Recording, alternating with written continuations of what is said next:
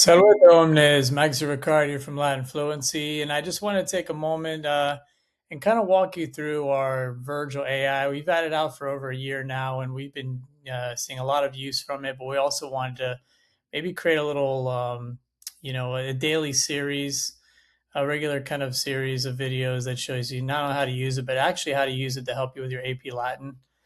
Because a lot of students out there are just going to struggle, and we don't want you to struggle. We want you to excel. So, what I'm going to do today is I'm going to take the first couple lines here on our daily dose of the Aeneid here and using Virgil to actually examine Virgil. So, let's go ahead and get right in here. So, once you sign up, you're going to kind of come to this screen. It's a great tool. You can do a lot with it. I'm just going to kind of use as a quick demo to show you how to use it for our purposes here. So you're going to come to this dashboard. It's going to kind of introduce you to it. So there will be several selections over here on the left-hand side. So we're just going to click on Virgil to really speak to Virgil. And you can see a history of my kind of queries and things. A very general use here, I think. I'm going to move my head around so you can see it better.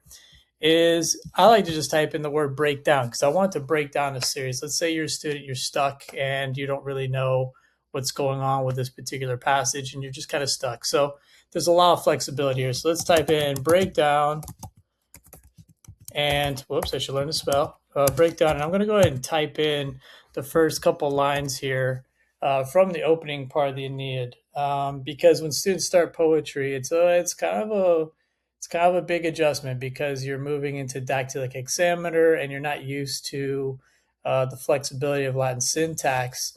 So I'm just going to break down this, and let's see what Virgil does because I want you to be able just to simply use Virgil right away. So what it should do is it should basically break down those sentences or phrases rather, because it's kind of a part of a sentence, give you the different words as well as what they mean, and help you through it. So as we can see here, it's starting to think a little bit.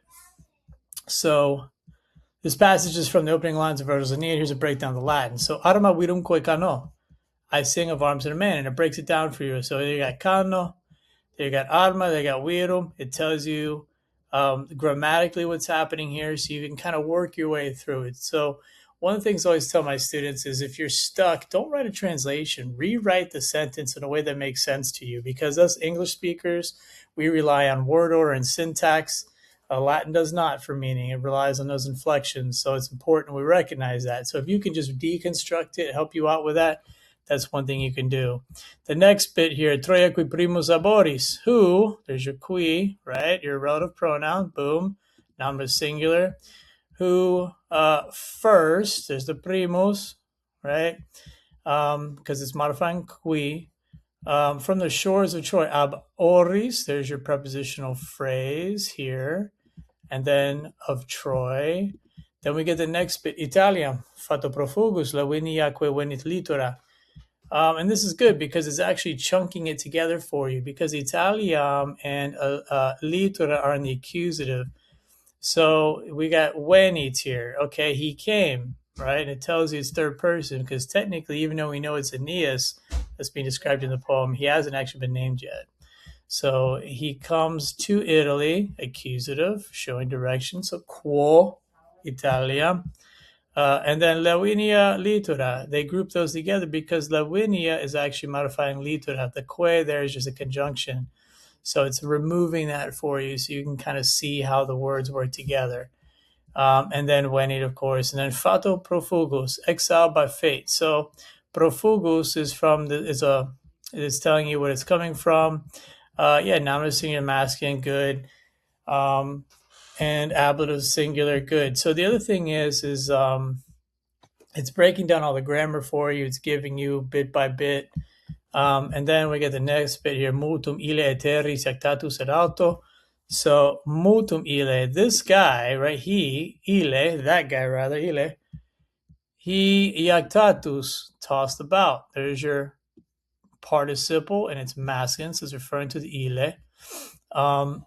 Tossed about mutum, much, right? There's your adverb, and it tells you it's modifying iactatus, so that's very helpful. Et on land and sea, and remember the et is kind of like both and, it's emphasizing in both places. So that's given to you here, and it even tells you what kind of ablative, place where, right? Then the last part here, we superum saiwai memorum iononis obieram, by the force of the gods above, right? So it gives you again, you've got a translation here, but it breaks down each word. So you're like, we, I don't recognize that form. Oh, it's ablative singular, right? And it's giving us means. And it breaks down the rest of the words here so you can see that. And then it gives you a little bit further. This complex sentence uses a variety of grammatical structures, relative clause participles, right? And it gives you a simplified example, which is something we've kind of programmed Virgil to do to help you. Because the idea here is not to just spoon feed you the definitions and translation, but rather help you understand how language works. So it gives you a simplified example. The vir qui Romae habitat, laetus est. So it gives you a little bit of a simplified example there with a relative pronoun as an example in there. But let's say you had trouble, like, oh, this we form, and you're like, okay, what? Explain the form we.